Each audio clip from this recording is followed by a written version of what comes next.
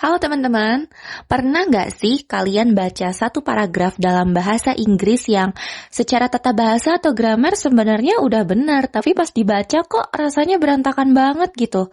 Kita paham nih kata-katanya apa, tapi pesannya itu rasanya kayak kaku dan bikin bingung.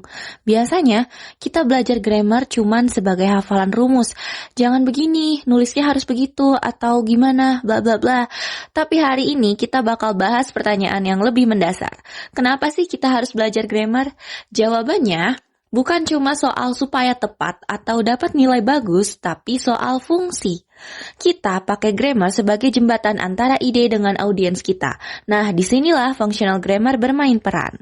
Berbeda dengan grammar tradisional yang cuma fokus ke part of speech kayak noun, verb, adverb, dan lain-lain, functional grammar melihat bagaimana bahasa itu bekerja untuk menciptakan makna. Dalam functional grammar ada 3 pilar utama nih, yang juga akan kita bahas di video ini, yaitu yang pertama ada mood system, lalu ada transitivity dan juga theme system. Nah, kita masuk ke pembahasan theme system. Bayangkan theme system ini kayak manajer gitu, yang mengatur ide-ide kalian biar maknanya dapat tersampaikan ke audiens dengan baik dan benar. Kalau secara definisi, theme system ini adalah sistem tata bahasa yang mengatur klausa supaya teks kita punya alur yang jelas. Dia ini seperti alat yang mendefinisikan ide-ide kalian ke pembaca kayak, ini loh yang lagi kita omongin dan begini loh hubungan ide aku dengan gambaran besarnya. Lanjut, theme system ini dibagi menjadi 3. Yang pertama ada topical theme, dia itu berhubungan dengan experiential metafunction. Lalu ada interpersonal theme, dia berhubungan dengan interpersonal metafunction dan juga textual theme yang berhubungan dengan textual metafunction.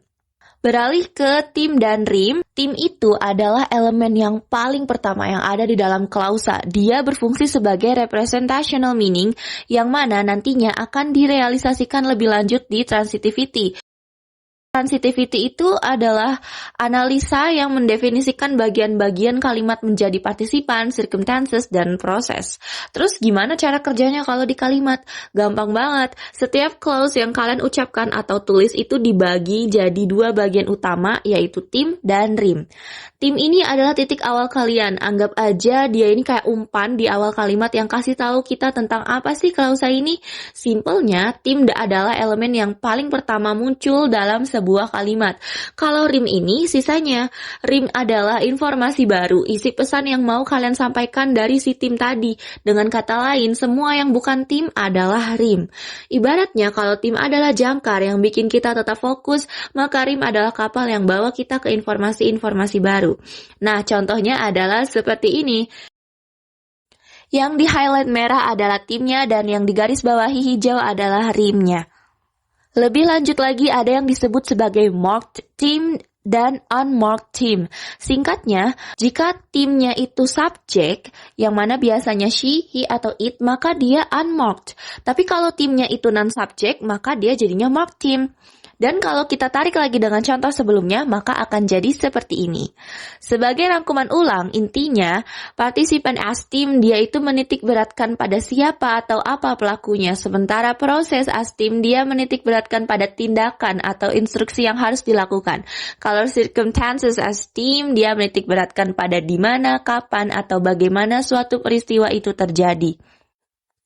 Selanjutnya, thematic progression. Thematic progression adalah bagaimana teks bisa mengembangkan ide yang disampaikan. Nah, thematic progression ini berhubungan dengan pola. Oleh karena itu, sebelum kita lanjut ke pembahasan yang lebih dalam, coba kalian lihat dulu contoh teks di bawah ini. Kalau diperhatikan, penulis gak menulis idenya dengan lompat-lompat, tapi sambung menyambung seperti rantai. Kalau kita perhatikan di kalimat pertama memperkenalkan steam engine, yaitu mesin uap sebagai informasi, yaitu yang ditulis dengan warna merah. Lalu di kalimat kedua nih, steam engine ini ditarik lagi menjadi kalimat baru, yaitu this invention. This invention ini merujuk ke steam engine tersebut. Lalu di akhir kalimat 2 ada large scale factories. Dan di factories ini akan ditarik lagi menjadi kalimat baru di kalimat ketiga. Yaitu di awal dia menyebutkan these factories. Pola pada thematic progression yang ini disebutnya pola zigzag yang kalau diilustrasikan akan menjadi seperti ini. Nah, pola zigzag ini tuh ideal banget kalau kalian mau menjelaskan prosedur atau langkah-langkah, menjelaskan hubungan sebab akibat, dan bisa membuat tulisan kalian terasa sangat kohesif dan mudah untuk diikuti. Selanjutnya ada pola reiteration, disebut juga sebagai pola pengulangan. Disebut demikian karena timnya ini konsisten banget membahas hal yang sama dan diulang-ulang di setiap kalimatnya. Contohnya seperti yang ada dalam artikel berikut. Kalau kalian perhatikan, kalimat pertama dimulai dengan the common octopus, yang dimana timnya membahas tentang gurita. Lalu di kalimat kedua dia bahas tentang this creature. Nah, this creature ini merujuknya ke si gurita. Begitu pula di kalimat ketiga, dia diawali timnya itu it, yang dimana it ini pun masih juga merujuk ke si gurita. Kenapa sih pola ini dipakai? Tujuannya supaya teks terasa sangat fokus dan pembaca nggak bingung siapa sih tokoh utama yang lagi dibicarakan. Nah, pola ini tuh sering banget dipakai untuk teks deskripsi atau biografi. Dan yang terakhir, pola multiple pattern. Bayangkan pola ini seperti sebuah pohon yang punya batang utama lalu ada cabang-cabang rantingnya. Biasanya penulis memperkenalkan sebuah main topik di awal, lalu kalimat-kalimat berikutnya mengambil bagian-bagian kecil dari topik utama tersebut untuk dijadikan tim.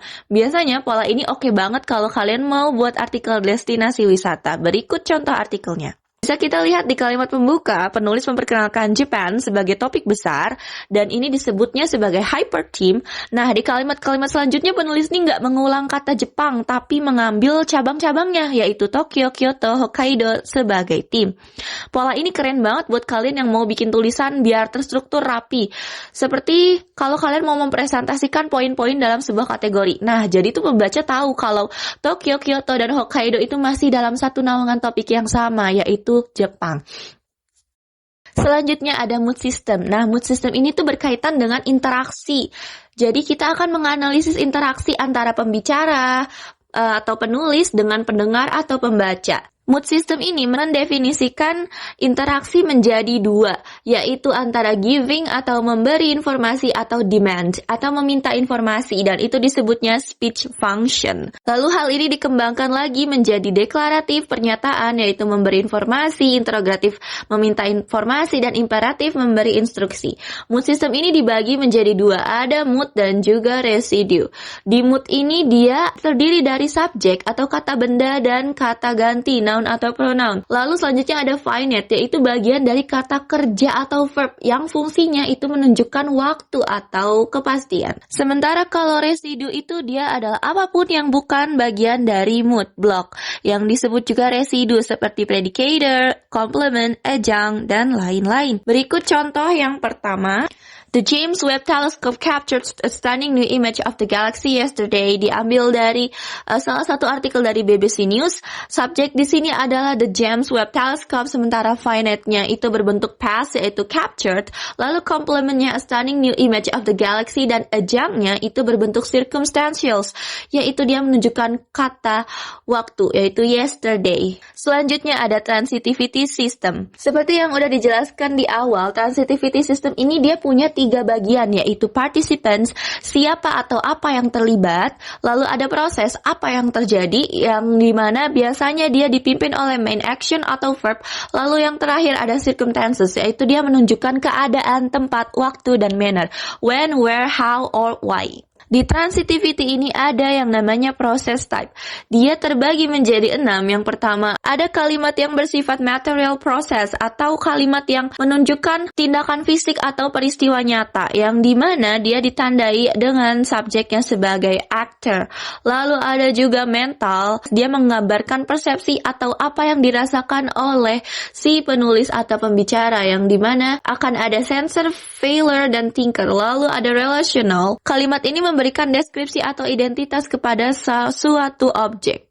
Lalu dia diidentifikasi sebagai carrier dan identified. Lalu ada juga verbal. Dia ini kalau dalam kalimat biasanya adalah kalimat yang ditanda kutip atau kalimat yang diucapkan oleh pembicaranya atau yang kita sebut sebagai sayer. Lalu selanjutnya ada behavioral. Dia adalah kalimat yang menunjukkan perilaku dan subjeknya disebut sebagai behavior. Lalu yang terakhir ada existential. Dia kalimat yang menunjukkan sesuatu yang hadir, yang ada. Lalu subjeknya disebut exist. Berikut contoh yang pertama, masih dari artikel yang sama. The James Webb Telescope captured a stunning new image of the galaxy. Di sini partisipannya ada dua, yaitu aktornya The James Webb Telescope, dan goal dari si aktor ini adalah a stunning new image of the galaxy. Sementara prosesnya itu captured, yaitu menunjukkan waktu, dan proses type-nya adalah material karena dia melakukan sesuatu. Lalu example atau contoh yang kedua, astronomers admire the intricate details of the pillars. Untuk participansnya kita punya sensor. Sensornya di sini adalah astronomers. Lalu fenomenanya adalah the intricate details of the pillars. Lalu prosesnya itu admire atau mengagumi, yang dimana ini adalah kata kerja yang berhubungan dengan mental. Oleh karena itu proses type-nya adalah mental. Contoh yang terakhir, the pillars of creation are massive clouds of interstellar gas. Untuk identifikasinya, participansnya itu adalah the pillars of creation sebagai carrier, dan atributnya itu massive clouds of interstellar gas. Prosesnya itu are, dan proses type-nya adalah relational. Oke, jadi itu adalah materi yang terakhir. Sekian pematerian tentang apa itu functional grammar, theme system, mood system, dan transitivity system. Semoga video ini dapat membantu teman-teman sekalian.